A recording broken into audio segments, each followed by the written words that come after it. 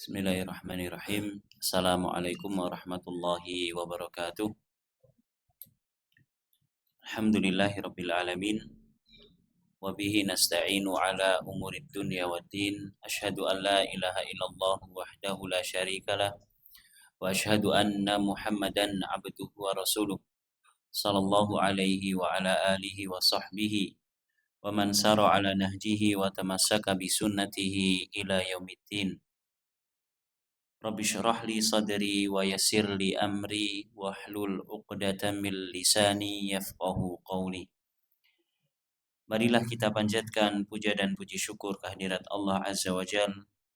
Di kesempatan yang mulia ini Allah izinkan kita untuk berjumpa kembali, bermajlis kembali, membahas kalamnya, membahas kalam nabinya serta para ulamanya.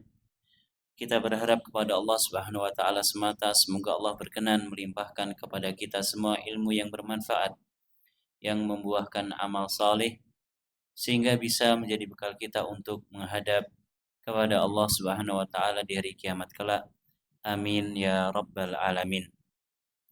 Salawat dan salam semoga senantiasa tercurahkan kepada baginda kita, uswah hasanah kita, Nabi Agung Muhammad sallallahu alaihi wasallam, kepada keluarga beliau, kepada para sahabatnya, serta segenap umat yang senantiasa setia mengikuti jalan hidup beliau dengan baik dan benar.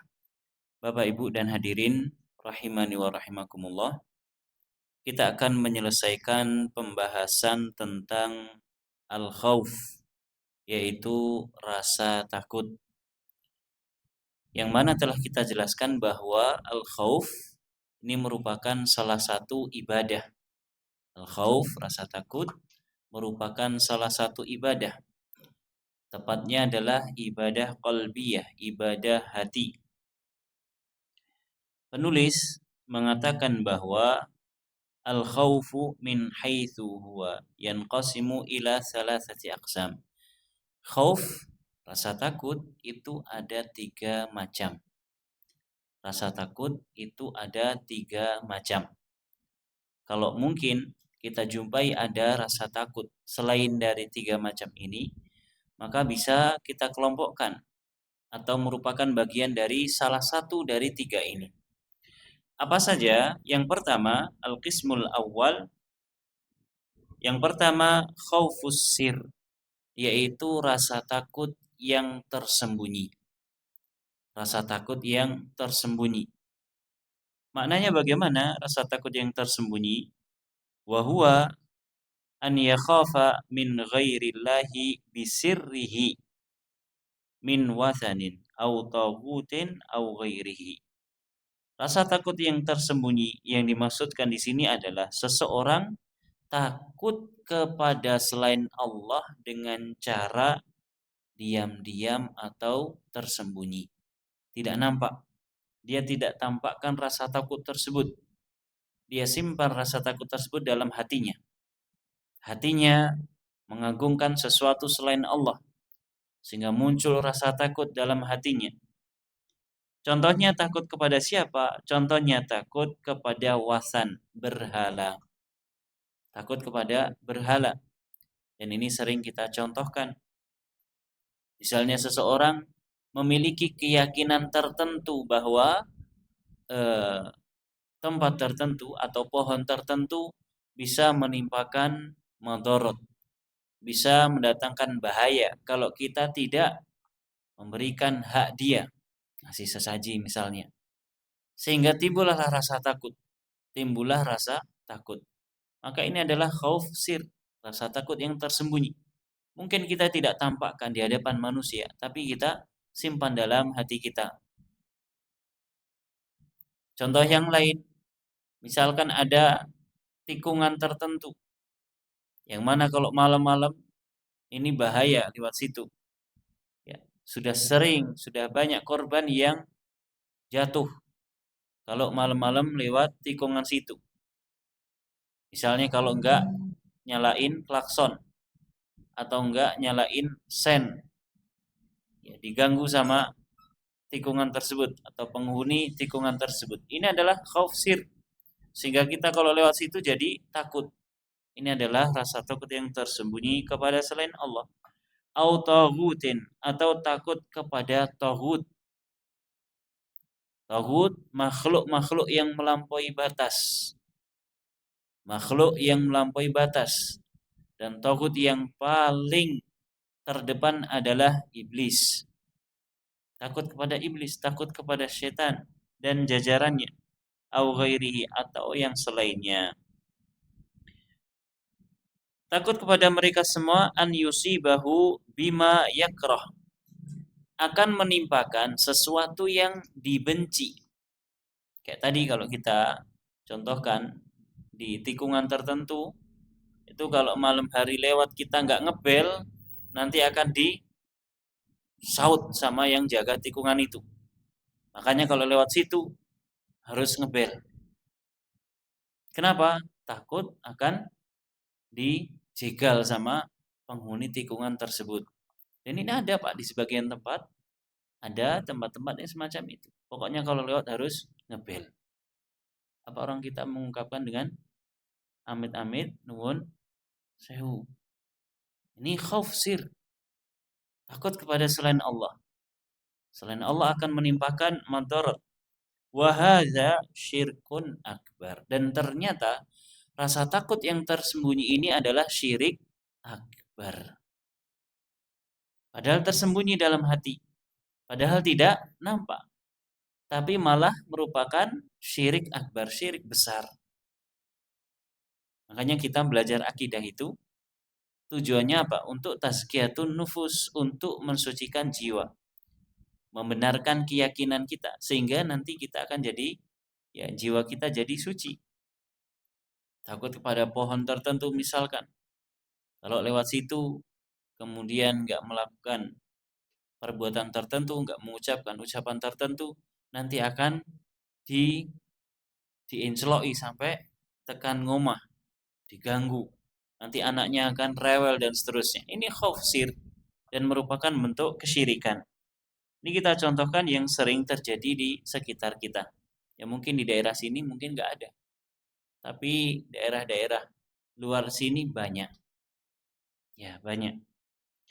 Ka'an yakhafa min sahibil qabri an yadurrahu aw yahilla alaihi uqubatan idza lam yalja ilaih. Dicontohkan di sini seperti seseorang takut kepada penghuni kubur. Takut kepada penghuni kubur. Takut kalau penghuni kubur itu akan memberikan musibah kepada dirinya. Ada orang yang takut. Atau memberikan uqubah. Memberikan uqubah, hukuman. Idza lam yalja ilaih, jika tidak bersandar kepada penghuni kubur tersebut. Alhamdulillah saya kira di sekitar kita nggak ada. Tapi di luar sana masih di tanah Jawa banyak. Terutama mereka yang tinggal di sekitar kuburan-kuburan yang diagungkan. Mereka akan sangat menghormati, sangat ta'zim, sangat ngajeni penghuni kubur tersebut. Kenapa? Takut. Jangan-jangan nanti kita kenapa-napa kalau kita nggak mengagungkan mereka, nggak ngajeni mereka. Takut akan tertimpa musibah, bahaya, madarat. Aw yakhafu min sahibil qabri an yusibahu bi syai'in idza tanaqqasa dzalikal mayyit. Atau takut terhadap penghuni kubur. Penghuni kubur akan memberikan musibah jika kita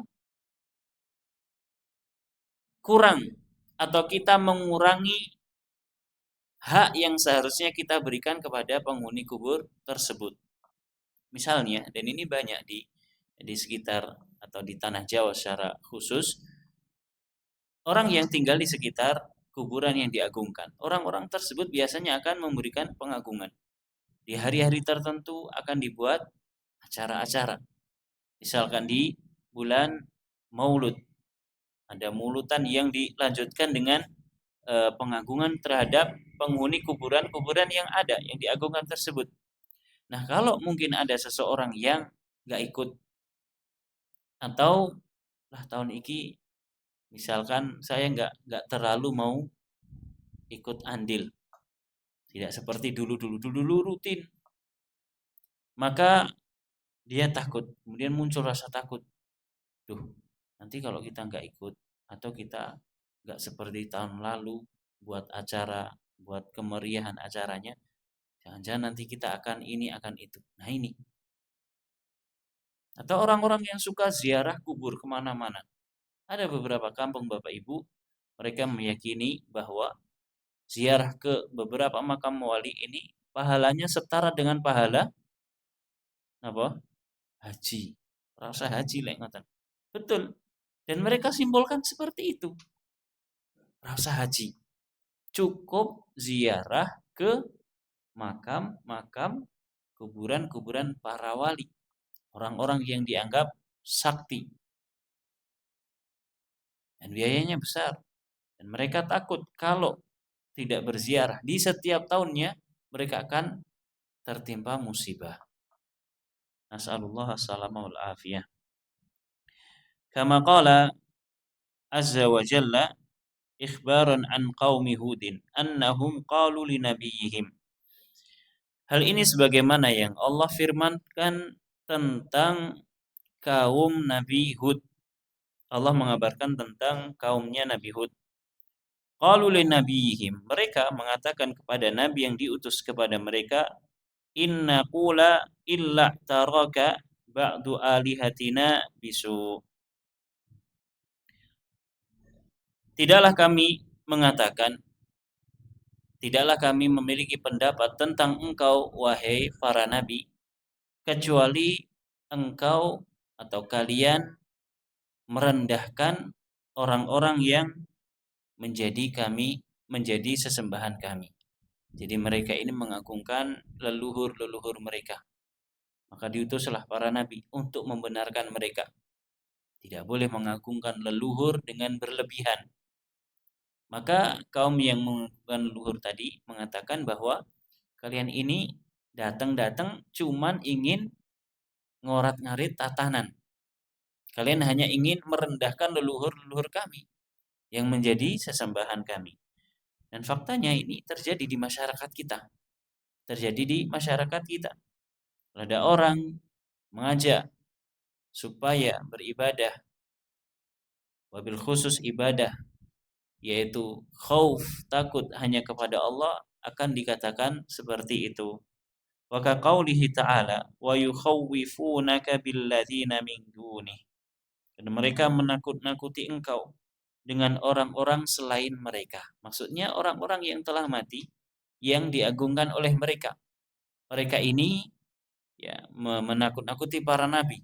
Awas kalian wahai para nabi, kalau kalian masih mengajak kami untuk meninggalkan pengagungan kami, pemujaan kami terhadap leluhur-leluhur kami, nenek-nenek moyang kami, kalian akan ditimpa ini, itu, dan seterusnya. Wa hadzal waqi min ubadil quburi wa nahwiha minal awsan. Dan kenyataan ini terjadi pada orang-orang yang beribadah kepada kuburan. Ubadu al-kubur, para penyembah kuburan. Yang namanya menyembah itu Bapak Ibu tidak harus sujud. Tidak harus dengan sujud.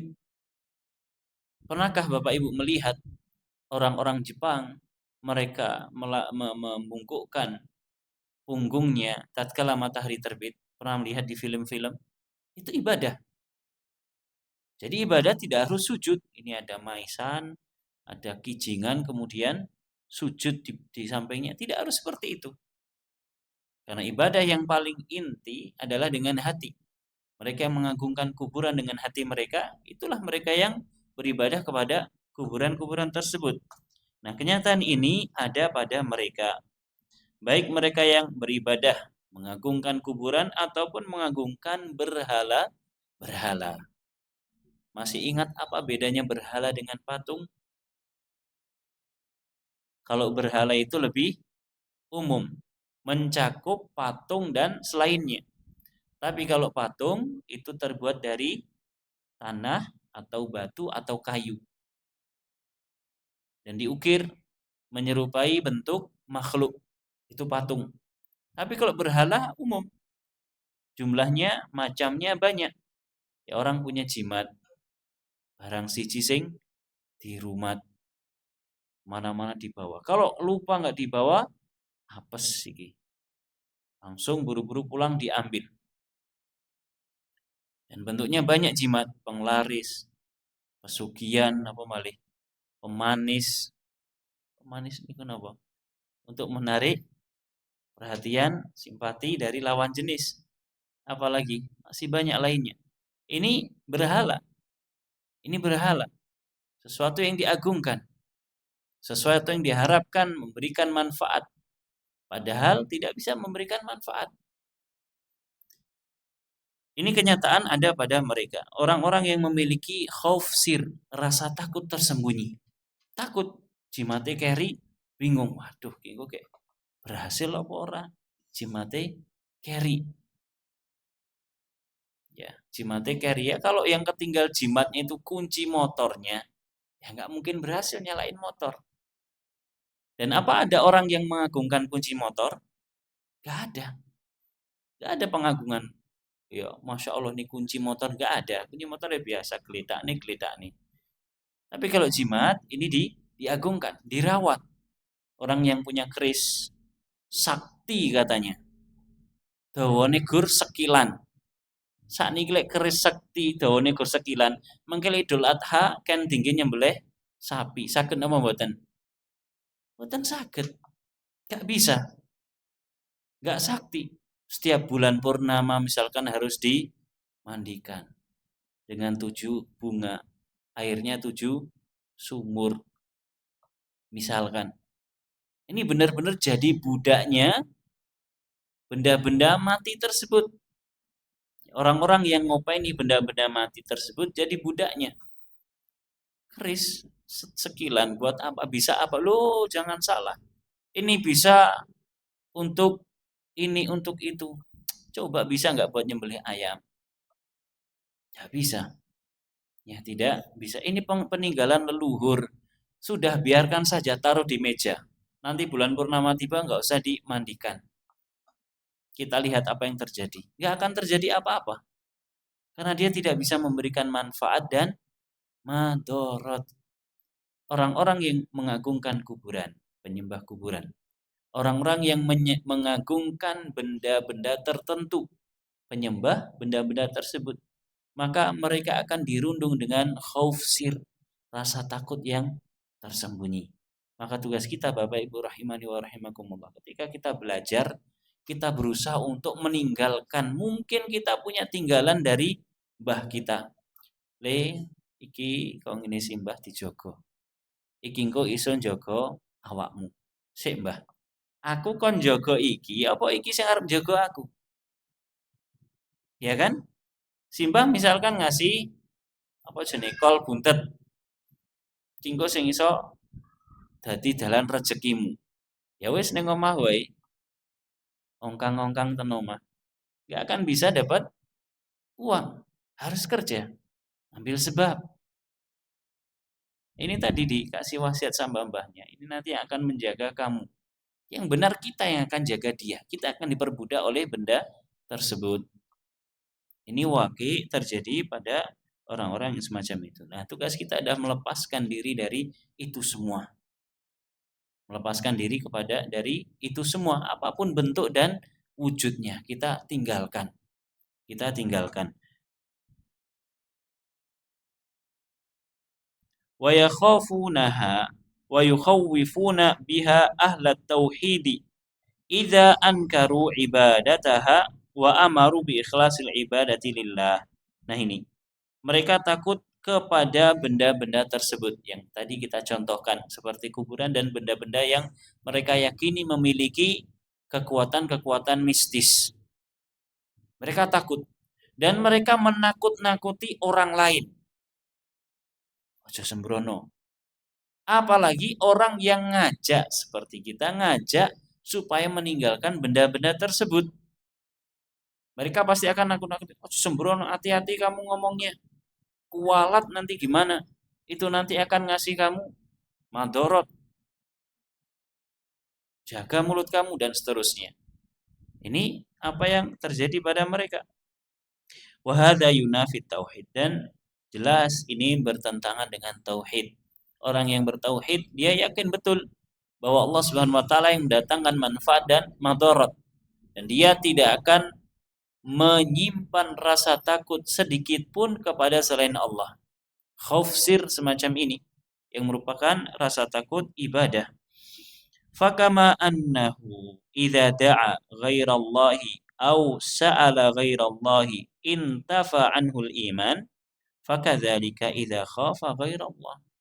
Maka demikian pula sebagaimana orang yang berdoa kepada selain Allah, memohon-mohon kepada selain Allah, keimanannya itu hilang. Demikian pula orang yang takut kepada selain Allah. Kalau kita lihat dari contoh yang tadi kita sebutkan, orang yang berdoa ke kuburan, mengarahkan doanya kepada penghuni kubur, maka imannya bubrah. Kenapa? Karena dia meyakini kuburan memberikan manfaat atau penghuninya memberikan manfaat. Demikian pula orang yang takut kepada penghuni kuburan tersebut. Orang yang berdoa kepada pohon besar misalnya, atau batu besar di pinggir pantai misalnya, atau penguasa laut kidul misalnya. Dia berdoa minta dijaga dalam mencari ikan, diberikan ikan yang melimpah, maka keimanannya bubar. Demikian pula kalau dia takut jangan pakai baju hijau kalau ke pantai selatan. Ini rasa takut yang tersembunyi namun bernilai ibadah, maka bisa menyebabkan iman seseorang bubrah. Qala Syekhul Islam Ibnu Taimiyah, "Faman sawwa bainal khaliqi wal makhluqi fil hubbi lahu awil khaufi minhu war raja'i lahu fahuwa musyrik." Siapa saja orangnya yang menyamakan antara Allah Subhanahu wa taala dengan makhluknya dalam masalah kecintaan, dalam masalah rasa takut, dalam masalah harap, maka sejatinya dia adalah pelaku kesyirikan, orang yang musyrik. Kalau kita takut kepada selain Allah dan kita samakan rasa takut itu kepada Allah Subhanahu wa taala, kita berharap kepada selain Allah dengan harapan yang sama kepada Allah, kita mencintai selain Allah dengan kecintaan yang sama kepada Allah, maka itu akan menyebabkan kesyirikan. Ini bagian yang pertama dari khauf, rasa takut yang tersembunyi. Bagian yang kedua, jenis yang kedua dari rasa takut yaitu adalah an yatrukal insanu ma yajibu alaihi khaufan min ba'din nas. Seseorang meninggalkan perkara yang wajib dia lakukan, yang seharusnya dia lakukan. Dia meninggalkan karena takut kepada sebagian manusia. Ada orang harusnya dia melakukan kewajiban tertentu, kewajiban A. Kemudian dia tidak melakukan kewajiban tersebut. Kenapa? Karena takut pada orang lain. Bagaimana hukumnya? Qala fi Fathil Majid, berkata penulis Fathul Majid, fahadha haram, hukumnya adalah haram. Kita meninggalkan kewajiban karena orang lain, karena takut kepada orang lain. Wa huwa naw'un minasyirki billahil munafi li kamali tauhid, dan ini merupakan salah satu jenis dari kesyirikan yang bisa merusak, menghancurkan kesempurnaan tauhid. Seseorang meninggalkan ibadah tertentu yang wajib atas dirinya karena takut kepada orang lain. Ini hukumnya haram dan berlawanan, bertentangan dengan tauhid. Sebagaimana Allah berfirman, "Innama dzalikumus syaitanu yukhawwifu awliya'ah fala takhafuhum wa khafuni in kuntum mu'minin." Sesungguhnya mereka semua itu adalah syaitan yang menakut-nakuti para walinya. Maka janganlah kalian takut kepada mereka, dan takutlah hanya kepadaku jika kalian beriman. Takut kepada makhluk, kepada orang lain, ya melakukan amalan takut kepada makhluk atau orang lain. Imam Ibnul Qayyim mengatakan wa min kaidi aduwillah, di antara bentuk tipu muslihat musuh-musuh Allah, ayyukhawwifal mu'minina min jundihi wa awliyaihi li'alla yujahiduhum. Di antara tipu muslihat musuh Allah, mereka menakut-nakuti kaum mukminin dengan pasukan dan wali, para penolong yang mereka miliki. Mereka menakut-nakuti kaum mukminin dengan pasukan yang mereka miliki. Li'alla yujahiduhum, supaya kaum mukminin tidak memerangi mereka. Ini kita lihat kenyataan, ya, bagaimana kaum muslimin sekarang ini takut kepada siapa? Israel. Padahal Israel itu hanya berapa? Gelintir manusia kalau dibandingkan kaum muslimin satu dunia. Mereka tunjukkan ini alat perang mereka. Ini negara-negara yang dukung mereka. Sehingga kaum mukminin takut untuk melawan mereka. Kaum mukminin takut untuk melawan mereka. Wala ya'muruhum bima'ruf. Sehingga kaum mukminin tidak memerintahkan satu dengan yang lainnya untuk mengerjakan perkara yang ma'ruf. Wala yanhauhum an munkar, atau melarang dari kemungkaran. Wa akhbara ta'ala anna hadza min kaidi syaitani wa takhwifihi wa nahana an nakhafahu. Dan Allah mengabarkan bahwa hal ini merupakan tipu muslihatnya syaitan dan kawan-kawannya. Allah melarang kita untuk takut kepada mereka ini. Seseorang meninggalkan ibadah karena takut kepada makhluk yang lainnya. Kemudian yang ketiga, dan hukumnya ini adalah haram dan merusak kesempurnaan tauhid. Mungkin keimanannya, tauhidnya secara keseluruhan tidak ambrol, tidak rusak, tapi rusak kesempurnaannya. Al-qismus sadis, macam yang ketiga dari rasa takut, yaitu adalah al-khaufut tabi'i, rasa takut yang alamiah, rasa takut yang alami.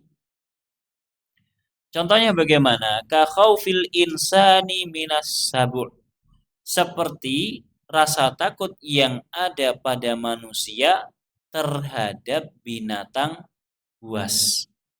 Alami atau tidak? Alami.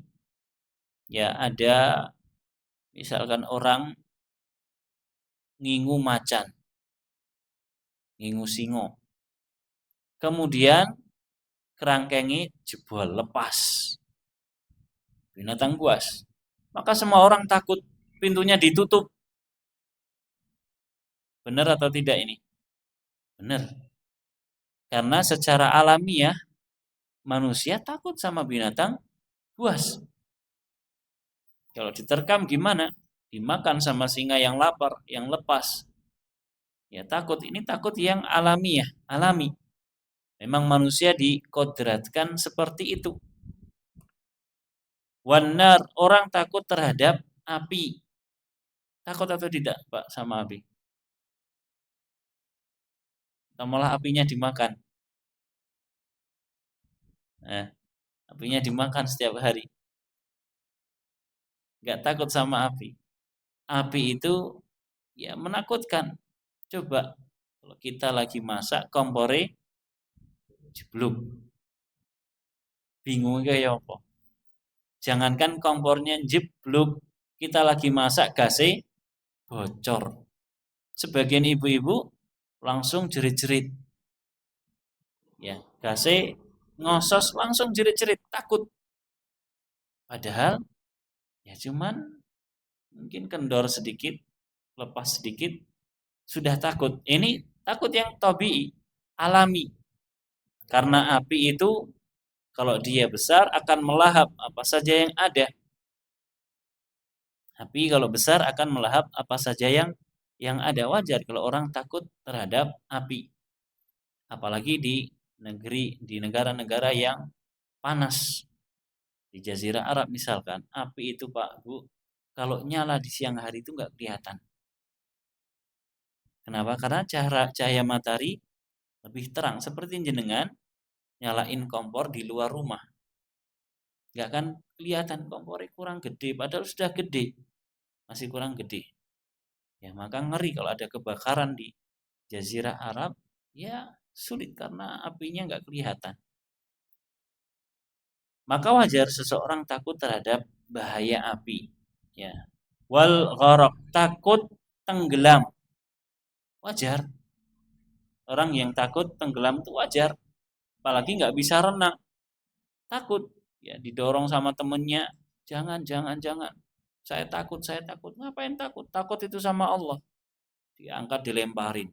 Biur. Kemudian, ya, pluk, pluk, pluk, pluk. Meninggal. Nah, ini takut yang alami. Takut tenggelam alami. Coba kita dicemplungkan di tengah-tengah lautan. Jangan di tengah lautan. 10 meter dari bibir pantai. Takut kita keseret ombak. Apakah kita takut pada penghuni laut tersebut, penguasa laut tersebut? Tidak.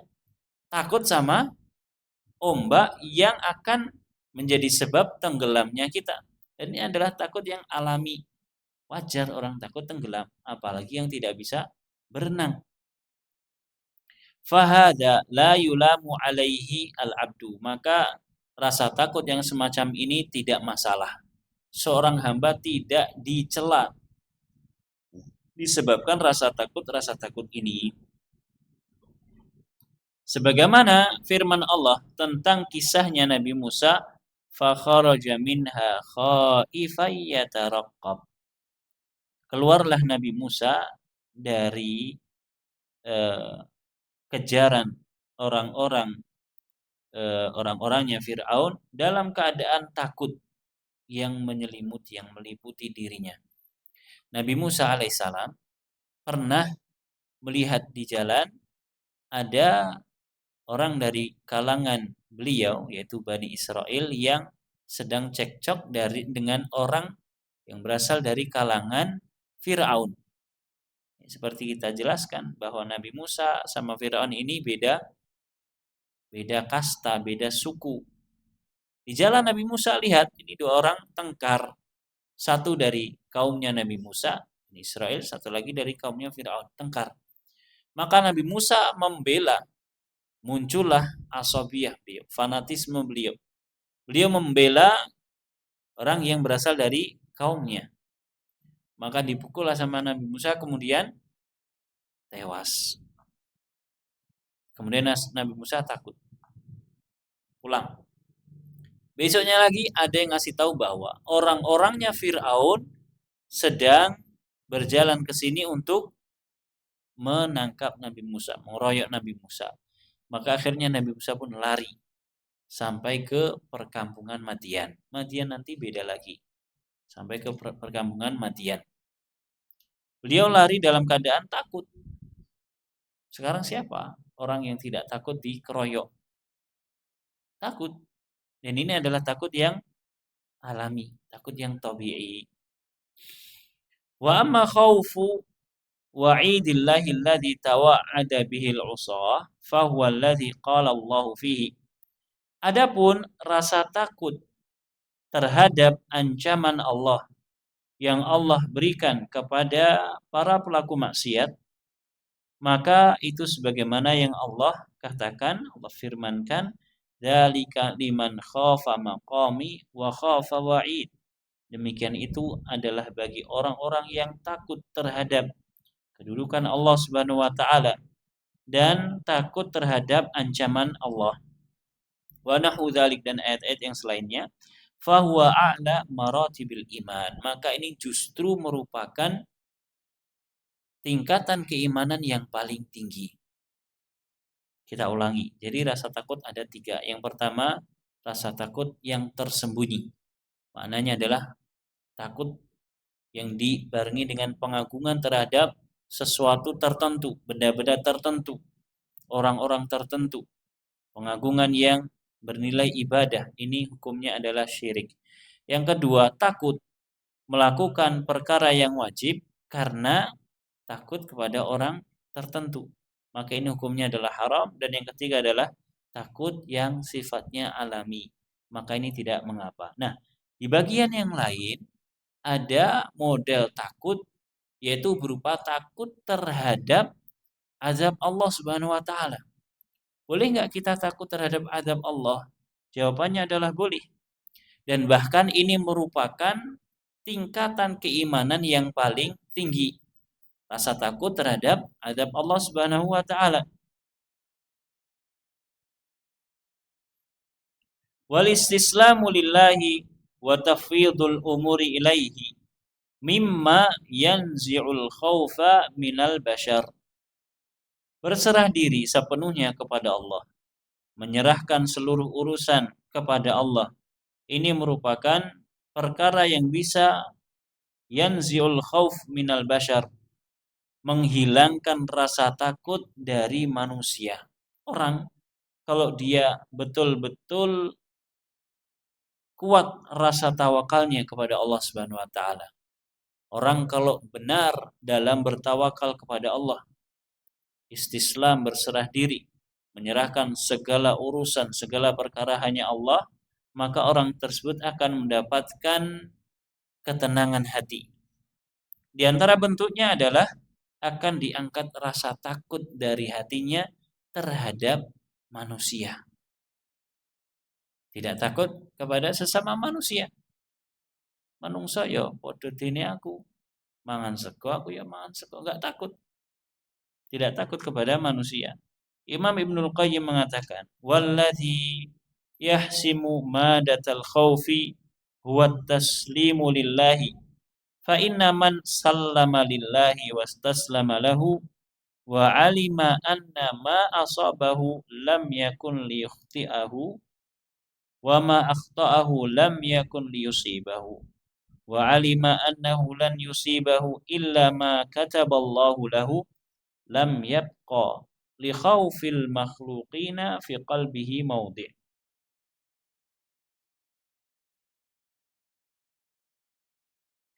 Di antara perkara yang bisa menguatkan rasa takut yaitu adalah at-taslimu lillah, berserah diri sepenuhnya kepada Allah. Kenapa? Karena orang yang menyerahkan segala urusannya kepada Allah, dia pasrah kepada Allah, dan dia mengetahui bahwa segala sesuatu yang menimpa dirinya, yang bisa dia dapatkan tidak mungkin akan meleset. Allah kalau menakdirkan sesuatu untuk seseorang, dia yakin kalau memang itu sudah Allah takdirkan, sudah Allah jadikan jatah untuk orang tertentu, maka nggak mungkin meleset. Dia yakin. Wa ma akhta'ahu lam yakun liyusibahu. Atau sebaliknya, kalau Allah memang takdirkan sesuatu ini nggak mungkin didapatkan oleh seseorang tertentu, maka orang itu nggak mungkin bisa mendapatkannya. Orang yang yakin betul dengan hal ini, alima annahu lan yusibahu illa ma kataballahu lahu, dan dia yakin betul bahwa apa yang dia dapatkan oleh seseorang itu telah Allah tuliskan. Orang kita bilang apa? Suratan takdir. Sudah Allah tuliskan di Lauhul Mahfud. Sudah Allah takdirkan di Lauhul Mahfud. Maka orang yang semacam ini lam yabqa li khaufil makhluqina fi qalbihi maudi'. Dalam hatinya tidak akan ada ruang untuk ditempati rasa takut kepada makhluk. Saya ulangi lagi. Orang yang yakin betul kepada Allah Subhanahu wa taala, dia serahkan segala urusannya kepada Allah Subhanahu wa taala. Pasrah, dia melakukan sebab, kemudian hasilnya dia serahkan kepada Allah Subhanahu wa taala. Dia yakin betul kalau Allah memberikan kemudahan kepada dirinya, dia bisa mendapatkan apa yang dia inginkan, nggak mungkin meleset. Kalau Allah sudah takdirkan nggak mungkin dapat, ya nggak mungkin dapat. Sebagaimana yang Allah telah tuliskan dalam suratan takdir. Maka orang yang semacam ini tidak akan ada rasa takut dalam hatinya. Kok kayak ngene, kok kayak ngono, wis ora usah khawatir. Kalau memang Allah sudah takdirkan, Allah sudah atur. Kalau Allah memang takdirkan untuk kita, sudah kita akan dapatkan. Namun kalau Allah tidak takdirkan, ya kita tidak akan mendapatkannya. Wa man khafa rabbahu fid dunya amina yaumal faza'i fil akhirati wa man amina fid dunya fazi'a fil akhirah. Ini kata-kata yang dalam menurut saya. Orang yang takut kepada Allah Subhanahu wa taala, orang yang takut kepada Rabb-nya tatkala masih di dunia, maka dia akan mendapatkan rasa aman di hari faza, di hari yang rasa takut itu akan merundung seluruh manusia fil akhirah, di hari akhirat kelak.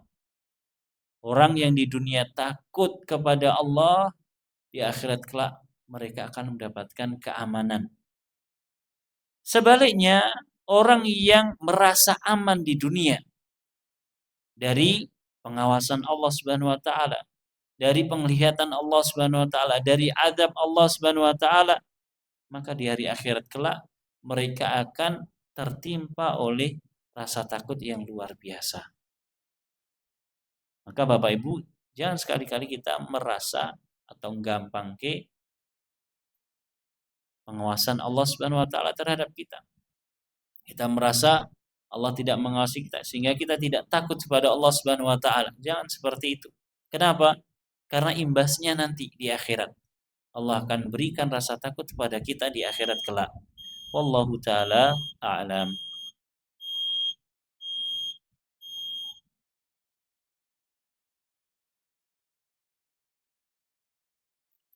Barangkali ini dulu yang bisa disampaikan. Nanti insya Allah kita lanjutkan pada pertemuan mendatang insyaallah taala. Kita akhiri dengan membaca doa kafaratul majelis. Subhanakallahumma wa bihamdika asyhadu an la ilaha illa anta astaghfiruka wa atubu ilaik. Wa sallallahu ala nabiyyina Muhammad wa ala alihi wa sahbihi wa sallama tasliman katsira. Wassalamu alaikum warahmatullahi wabarakatuh.